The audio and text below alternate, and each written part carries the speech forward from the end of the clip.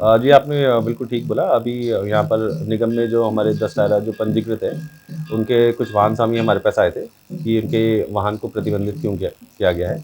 जैसे कि मैं आपको बताना चाहूँगा कि 19 तारीख को एक हमारे संयुक्त बैठक हुई थी, जिसमें डीएफओ तराई पश्चिमी सर ने एक बैठक बुलाई थी, जिसमें शहर में अपने पुलिस डिपार्टमेंट, राजस्व विभाग से एसडीएम साहब और परिवहन डिपार्टमेंट और साथ ही साथ निगम से मैं और बाकी अन्य लोग भी वहाँ मौजूद थे, जिसमें यह चर्चा की गई कि जितने भी 10 टायरा वाहन हैं, अ, मैं आपको एक चीज़ स्पष्ट करना चाहूँगा, जो यहाँ पर स्थानीय जो हमारे 10 टायरा हैं, उनकी कोई शिकायत नहीं आई है, परंतु उनकी आड़ में जो बाहरी राज्यों से या बाहरी क्षेत्रों से जो 10 टायरा वाहन आ रहे हैं, उनकी आड़ में ये लोग नदी क्षेत्र में ना जाकर आरक्षित वन क्षेत्रों से अवैध खनन कर रहे हैं।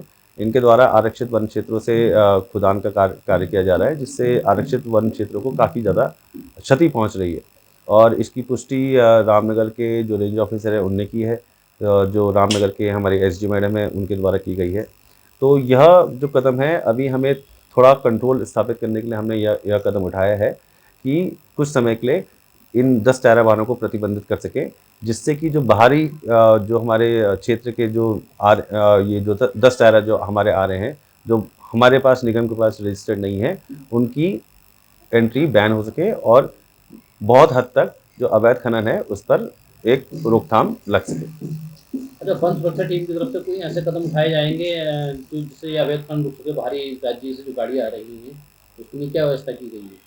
जी, जैसे आपने वन सुरक्षा की बात करी, यदि आप देखेंगे तो अभी कल ही की बात है या परसों की बात है, मेरे और एसडी मैडम के द्वारा एक संयुक्त अभियान चलाया गया, जिसमें हम पूरे दिन भर नदी क्षेत्र में मौजूद थे। करीबन सुबह 10 बजे से लेकर हमने 4 बजे तक ये अभियान चलाया, जिसमें ये सारी चीज़ें देखी जा रही हैं कि कोई जो बिना रजिस्ट्रेशन का जो ट्रक है या कोई वाहन है, वो नदी क्षेत्र में ना पाया जाए। तो इस तरह से हम एक संयुक्त ऑपरेशन चला रहे हैं वन विभाग और वन निगम द्वारा, ताकि इस पर अवैध खनन पे एक अंकुश लग सके। मेरा नाम हरदीप सिंह, बैड मिल वेलफेयर सोसाइटी का अध्यक्ष काशीपुर से।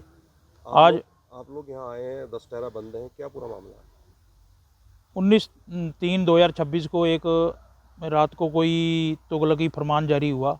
सुबह इन्होंने गेट पे चस्पा कर दिया, जिससे हमें 10 टायरा वाहनों को टारगेट करके कि 10 टायरा वाहन ही अवैध माइनिंग कर रहे हैं, अवैध खनन कर रहे हैं। बल्कि हम तो 1 फरवरी के बाद चले हैं और बीच में कुछ छुट्टियां थी, कुछ छुट्टियां बंद रहे। हम तो 15-20 दिन हमारे वाहन चले हैं। पिछले साल करोड़ों रुपए की पीडी कटी। पिछले साल हमारे गेट पे कोई 10 टायरा वाहन पंजीकृत नहीं था। इस बार भी आज भी हम एसडीओ मैडम के पास बैठे हुए थे, उस टाइम फ़ोन आ रहा था कि जंगल खुद रहा है, अवैध खनन हो रहा है। आज तो 10 टायरे बंद है ना, आज भी अवैध खनन हो रहा है, आज भी जंगल खुद रहा है। हमारी तो विभाग के आगे निवेदन है कि सारी माइनिंग, सारा जो जंगल खुद रहा है, जो आने वाली पीढ़ियाँ हमें कल को जूते मारेंगी, हमें गाली देंगी। हम तो चाहते हैं ये नदी बंद कर दी जाए, गेट बंद कर दिया जाए। हम तो चाहते ही नहीं कि माइनिंग हो। हमारा एक वाहन हम बेच देंगे और क्या है। पहले विभाग के कहने से हमने अपने 6 टायरे वाहन बेच के 10 टायरे वाहन लिए हैं। ये आर्थिक रोजी रोटी का संकट आया पड़ा है। सभी बंदों ने किस्तों वाली गाड़ियाँ ज़्यादातर, क्योंकि नए वाहन बनाए हैं सभी ने, पुराना वाहन किसी के पास नहीं है। और विभाग की जब अनुमति मिली है तभी तो वाहन बनाए हैं। अगर विभाग ना अनुमति देता तो नाम बनाते। हमें बिना नोटिस के, बिना किसी कारण के हमारे वाहन उठा के बंद कर दिए। हमने आज भी साहब से कहा कि अगर बंद एरिया खुद रहा था, अगर अवैध खनन हो रहा था, आप गेट बंद कर देते, हमें बुलाते, हमें नोटिस देते कि आपके वाहन बंद कर दिए जाएंगे, तो हम भी कुछ करते। हमें बिना किसी सूचना दिए हमारे वाहन उठा के बंद कर दिए।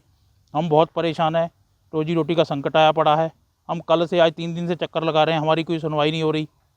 डीएफओ साहब को 2 बार कल भी फ़ोन करा है, आज भी फ़ोन करा है, कोई फ़ोन नहीं उठा रहे।